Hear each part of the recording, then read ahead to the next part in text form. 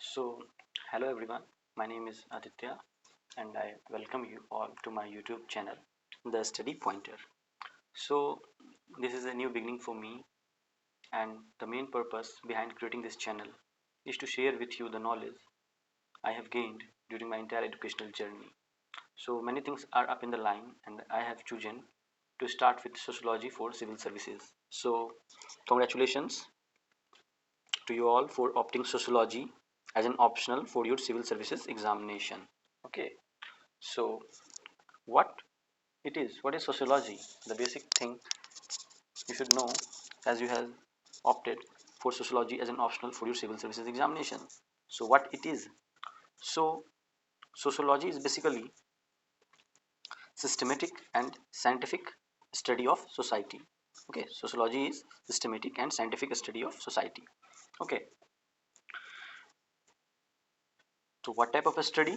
So these studies are based on social surveys, social researches and empirical observations among various other things.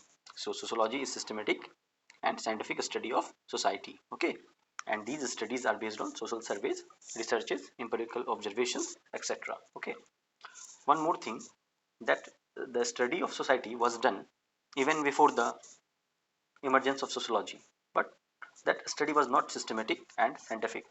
For examples, you consider the writings of Aristotle, Plato. They have also talked about society, how society functions, but their approach was not systematic as well as scientific. Okay, so their study could not be classified as a sociological study. Okay, so next we consider the example such as domestication of women. तो हम normally सोचते हैं कि women are domesticated because they are best suitable for taking care of houses or children or elderly because of their physiological and biological features. हम ऐसा मानते हैं, ठीक है, बट जब हम इसको चेक करते हैं तो हमें पता चलता है कि women are domesticated not because of their physiological and biological features but because of patriarchal value. Okay, and also there are lack of opportunity for women in the public sphere. तो एक हमें पता चला patriarchal value and दूसरा lack of opportunity. Okay, so these are the reasons women are domesticated in our society. But हमारा क्या मानना था? Normally जो हमारा था कि they are best suitable for taking care of children because of their physiological and biological features. ये normal common sense हमारा कहता है. But sociological sense क्या कहता है हमारा? कि ये patriarchy है, lack of opportunity है, ये women को restrict करता है public participation के लिए और इसके कारण उनका domestication होता है.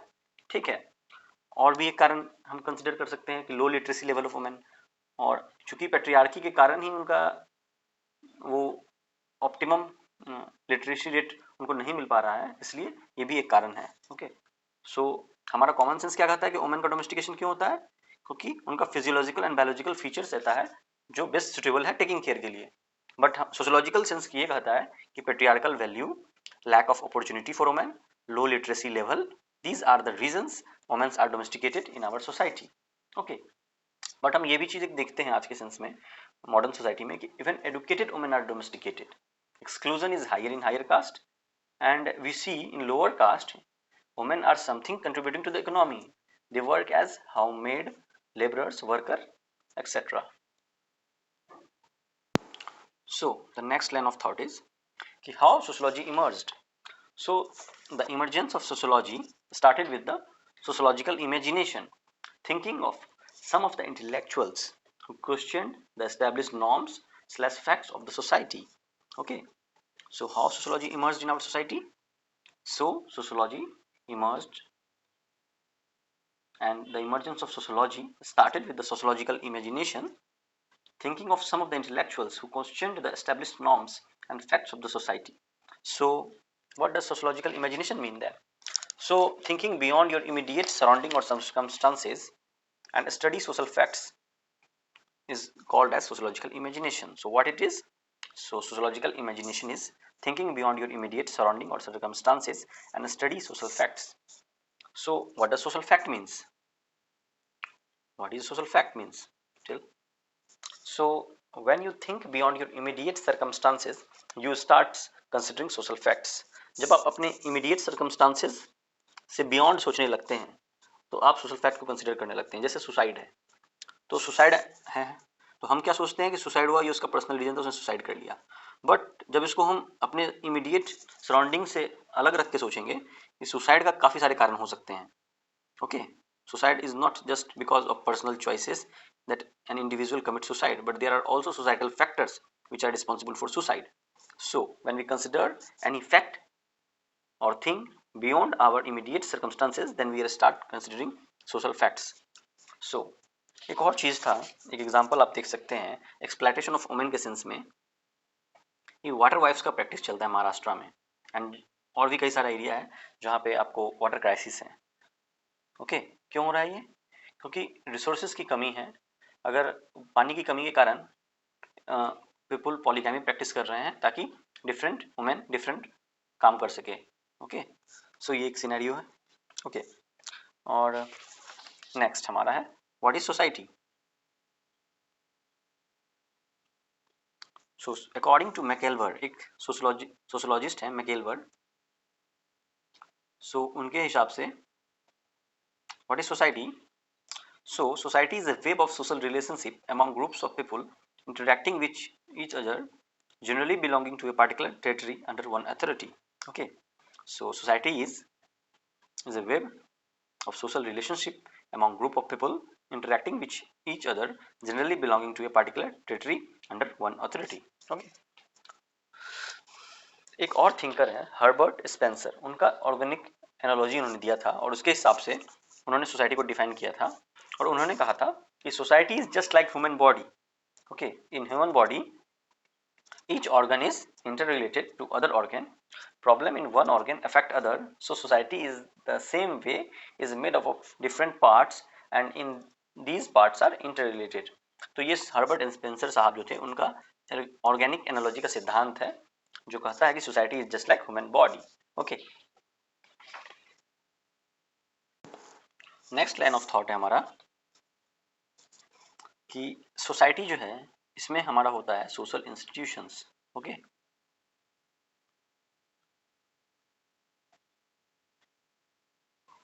तो सोशल इंस्टीट्यूशंस क्या है? तो social institutions refers to the established pattern of behavior. Okay, social institution क्या हुआ? It refers to the established pattern of behavior, और ये ऐसे भी कह सकते हैं established pattern of behavior और established pattern of interaction for the purpose of sociological understanding. Okay, तो अब सोशल इंस्टीट्यूशन का डेफिनेशन में हम देख लिया। अब सोशल इंस्टीट्यूशन जो है वो दो प्रकार के होते हैं, ठीक है? Okay, primary as well as secondary.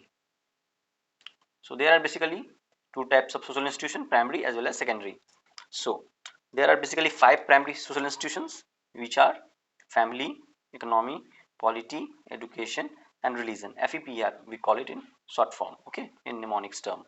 Okay, so and apart from these 5 primary social institutions, family, economy, polity, education, religion, there are numerous secondary social institutions. जैसे फैमिली का न्यूमरस होगा, इकोनॉमी का न्यूमरस अदर सोशल इंस्टीट्यूशन होगा, polity का होगा, education का होगा, religion का होगा। ओके, जैसे फैमिली का हम देखेंगे किनशिप, ज्वाइंट फैमिली, ये अदर सेकेंडरी सोशल इंस्टीट्यूशंस हैं। Okay, next line of thought. So these social institutions okay are characterized by the values and norms. Okay, so these social institutions are characterized by the values and norms. कौन से social institutions? Both primary as well as secondary social institutions are characterized by certain values and norms. And when these social institutions with values and norms makes the social structure. Okay, so social structure equals to social institutions plus values plus norms. Okay, so what are values? What are values? So values are written or abstract guidelines preferred by the members of society in the day-to-day behavior or interactions. Okay, values क्या होते हैं? They are written guidelines, ठीक है, preferred by the members of the society in the day-to-day behavior or interactions. For example, do not practice untouchability, ये हमारा value है। कौन सा वैल्यू? कॉन्स्टिट्यूशनल वैल्यूज हैं। ओके, रिस्पेक्टिंग elders, ये हमारा कैसा वैल्यू, कल्चरल वैल्यूज है। ओके, नेक्स्ट है what is norms, what are norms. So when values are actually behaved then it is called norms. जब वैल्यूज का एक्चुअली में बिहेवियर में जब उसको लाते हैं वो नॉर्म्स कहलाते हैं। जैसे रिस्पेक्टिंग एल्डर्स, ये हमारे वैल्यूज है। नॉर्म्स क्या हो गया कि हम उनको पैर छू के प्रणाम करते हैं, नॉर्म में आ जाता है। ओके, नेक्स्ट हमारा डेफिनेशन है what does social structure means then. Okay, हमने अभी पढ़ा कि सोशल इंस्टीट्यूशंस, वैल्यूज और नॉर्म्स मिलकर क्या बनते हैं, सोशल स्ट्रक्चर। तो what does social structure mean. So the social institutions, both primary as well as secondary institutions, together with the values and norms, are referred to as social structure. The social institutions, both primary as well as secondary, plus values plus norms. So ये मिलके बनाते हैं क्या, social structure. Okay. So these social structures slash institutions exist in society in relation to each other. They do not exist in isolation. ये जितने भी social structure हैं, both primary as well as secondary, और social institutions जो हैं ये society में एक दूसरे के रिलेटेड हैं और आइसोलेशन में एग्जिस्ट नहीं करते हैं। और यही रिलेटेडनेस जो इनका है, यानी कि influence each other and not isolated among different structure makes the social system. तो अब हम यहाँ से सोशल सिस्टम का डिफिनेशन को बोरो कर रहे हैं। What does social system means, the relatedness among different social structure makes the social system. The relatedness among the different social structures and institutions make the social system. Such as, एक example को consider करते हैं, जैसे inflation. Okay, तो inflation कौन सा structure का part हुआ, इकोनॉमिक स्ट्रक्चर का पार्ट है ये। ओके, तो अब इन्फ्लेशन आया, इससे आप देखोगे ये हमारे फैमिली का बजट को भी इफेक्ट करता है, ये हमारे एजुकेशनल अपॉर्चुनिटीज को भी इफेक्ट करता है। ठीक है, और ये कई बार पॉलिटिकल पार्टीज के मैंडेट को भी वो इफेक्ट करता है ड्यूरिंग इलेक्शन टाइम। अगर इन्फ्लेशन हाई होगा तो चांसेस कम होते हैं उस पॉलिटिकल पार्टी के दोबारा सत्ता में आने के।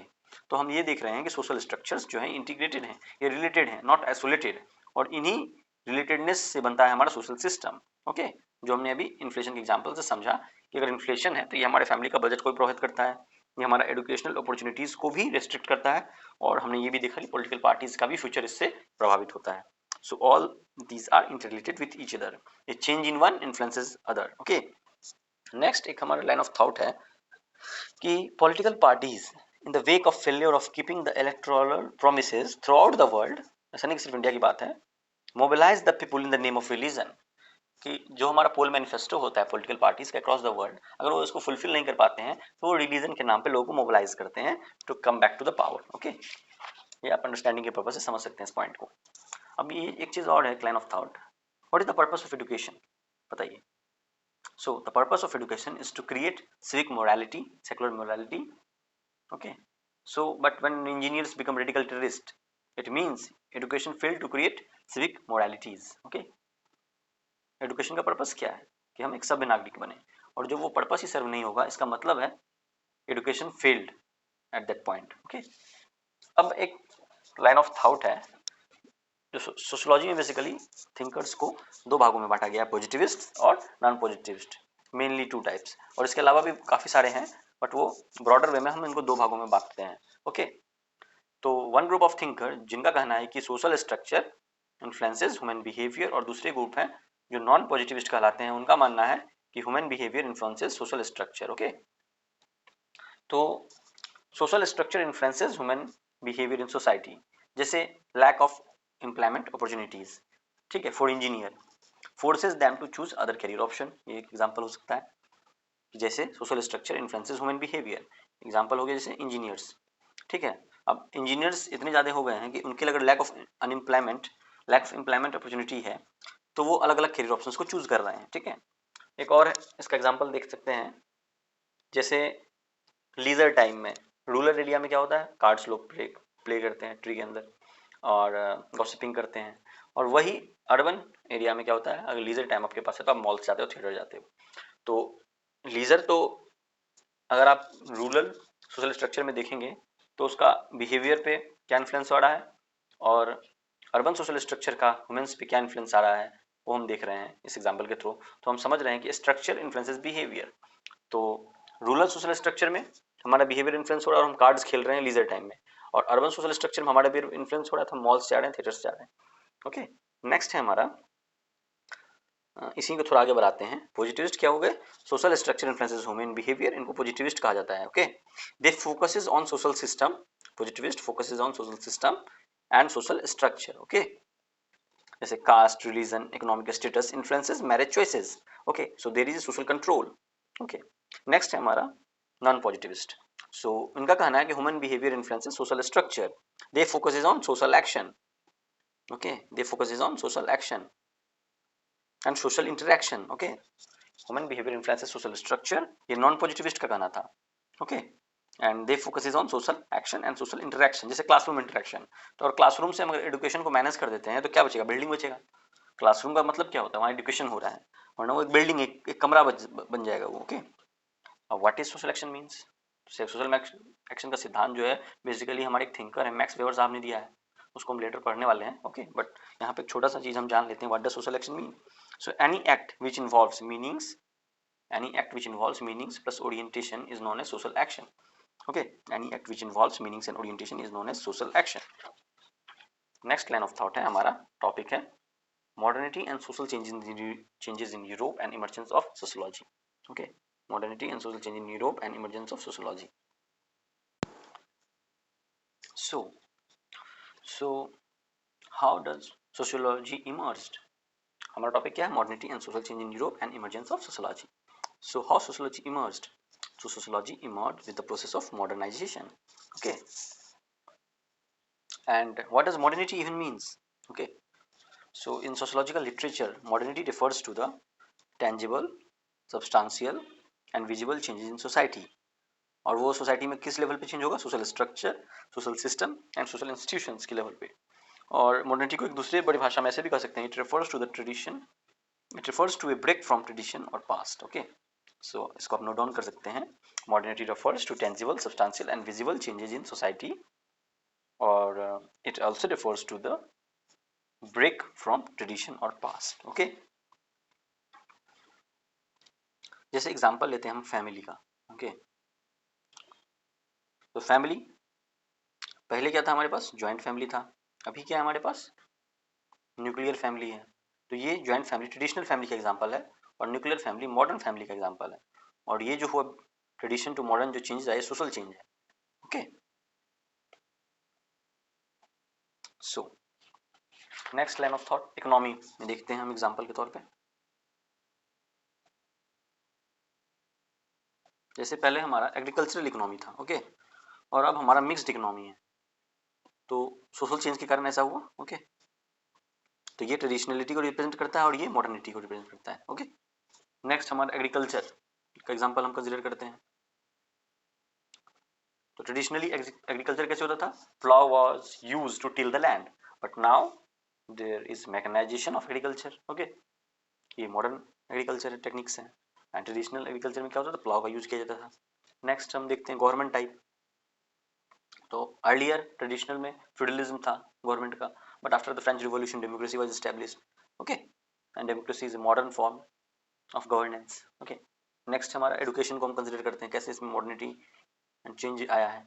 अर्लियर एजुकेशन कैसा होता था? हमारा रिलीजियस एजुकेशन था, टेम्पल्स में, चर्चेज में, मॉक्स में, और everyone has not access to education. But in modern times there is scientific education, education for all, modern schools and colleges. Okay, next हमारा रिलीजन, इसको हम देखते हैं कैसे इसमें चेंजेस आया है, मॉडर्निटी आया है रिलीजन में. तो अर्लियर रिलीजियस इंस्टीट्यूशंस जो होते थे वहाँ पे ट्रेडिशनल पूजा पाठ चलता था, वर्शिप होता था, but now religious institutions are also centre of leisure, enjoyment, hang out. Example ले लो, लोटस टेम्पल, अक्षरधाम टेम्पल. और भी लोग वैष्णो देवी जाते हैं, आस्था तो है ही, पूजा पाठ का तो पर्पस है ही, बट एक टूरिज्म और ट्रैवल का भी, वो लीजर का भी, जो इंजॉयमेंट का भी, एक फैमिली गेट टुगेदर का भी पर्पस होता है उनके पास. ओके, तो ये over period of time change हो रहा है. ठीक है, और क्या क्या काउजेस थे और इवेंट्स थे जिसके कारण मॉडर्निटी आया है, मॉडर्नाइजेशन आया है.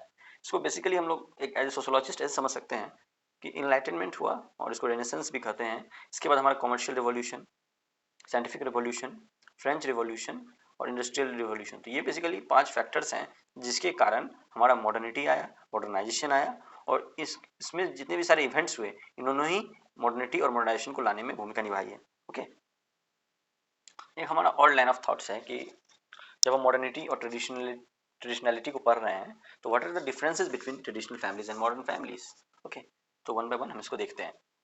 तो क्योंकि ऐसा इसलिए हो रहा है कि functions of family has changed over the years. Okay, तो हम ट्रेडिशनल फैमिली के कुछ फीचर्स को नोट डाउन करते हैं. तो पहला है कि earlier traditional family produce and consume themselves, but modern family, industry produce for themselves and then they consume.